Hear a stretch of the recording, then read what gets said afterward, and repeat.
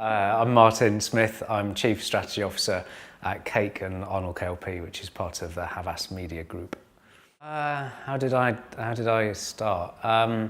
I worked in market research first off, and did all kinds of different market research, qual and quant, and packaging research and pricing research and brand positioning and advertising. And when it came to the brand positioning and the advertising research, I just found it really interesting.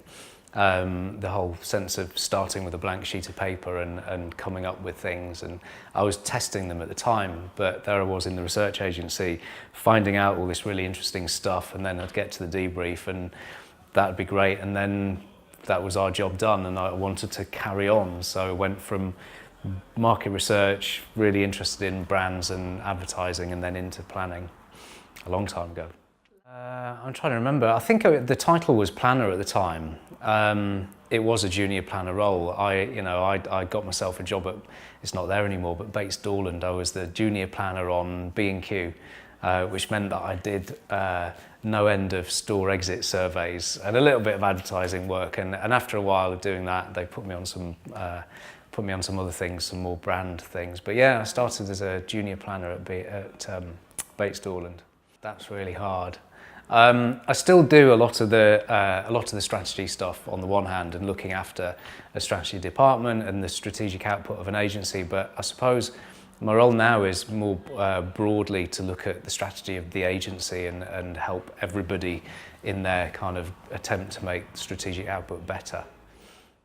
A lot. I mean, I think for me at least, I feel like micromanaging isn't a nice word, is it? It's not inherently a positive word, but I think as a head of planning, as a chief strategy officer, unless you're coaching, unless you're involved in what your people are doing, you're not helping, and you've become one of these distant people who write a blog and don't really contribute to the work of the agency. So I'm quite heavily involved in the day-to-day, partly because I think you should be, and partly because I enjoy it.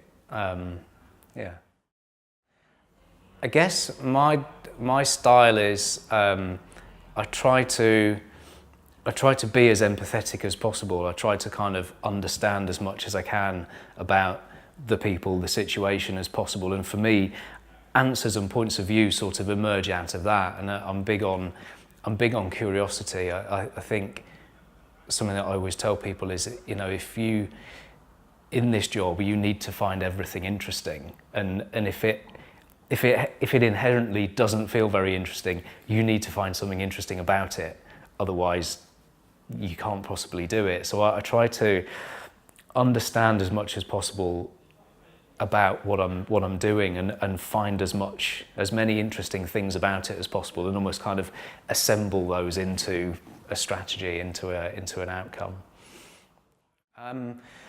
Something out of nothing every time, and that it can be about a strategy, or it can be about a client problem, or a piece of creative or an idea. In this job, it's a complete gift. You get to start with a blank sheet of paper, pretty much, or even if you're handed a half-formed idea, there's still a real job of taking it and creating something out of it. And it's not, you can learn from what's done before, but you're not repeating what's been done before. So all of that kind of invention, starting with nothing, I really love.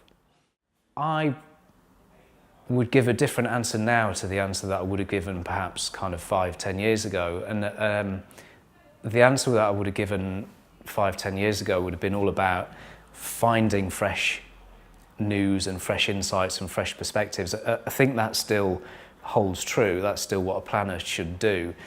But now I think the biggest challenges are getting people to get over the fact that they might not have done before what they're being asked to do now. So a piece of content creation, or a piece of digital if they haven't done much digital before, or identifying a brand partnership where they might not have done that before. I think most people have to do a lot of things that they haven't done before, and you can almost tell there are two sorts of people: the people who kind of remain really kind of bound up by fear and don't get there, and the kind of people who say, right, you know, I don't really know how to do this, I might make a mess of it, but I'm going to have a go.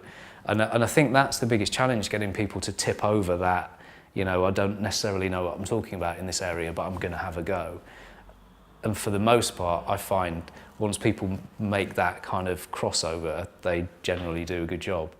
I think helping people move on in their careers, I've got a huge amount of enjoyment and satisfaction out of that, and helping people make progress that they didn't think they could make, especially in something like planning and strategy, where there aren't any fixed ways of doing it, and there isn't necessarily a kind of a set journey. And a lot of people say, how do you do planning?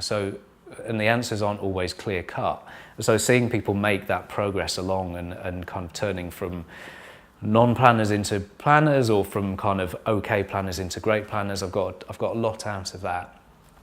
And so that's a kind of mentoring and leadership answer. There's a kind of strategy day job answer as well, which is it wasn't that long ago, and I won't name names, but we took a pitch brief from a client, and one of the components of this brief was that they had a brand idea and they wanted to do all these things with it, one of which was value, but they didn't think it could work with value, so they said just do a look and feel job on value. And we, wasn't just me, but me and the other planners who were working on it, really kind of sort of took that and said, you know, if this idea can't work for value for this client, and it was a mobile phone company, mobile phone operator, then it's never going to work. You know, it's not going to stand the test of time. And we got to a really simple, after a lot of effort and a lot of kind of debate and work, we got to a really interesting take on the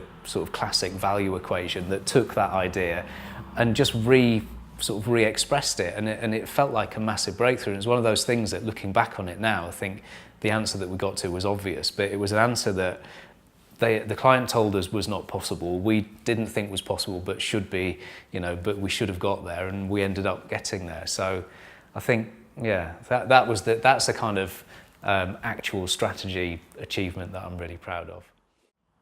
I'd like to always be doing different, so always be doing different, working in different disciplines or different channels or different areas of marketing and communications. And the thing for me is, provided I'm using creativity to solve a problem, to solve a business problem, then that's something that really interests me. I'd like to get into innovations more, and not necessarily innovations in communication, because you could argue that that's sort of part and parcel of what we've always done, but product innovations and things like that. I'm interested in exploring that a little bit.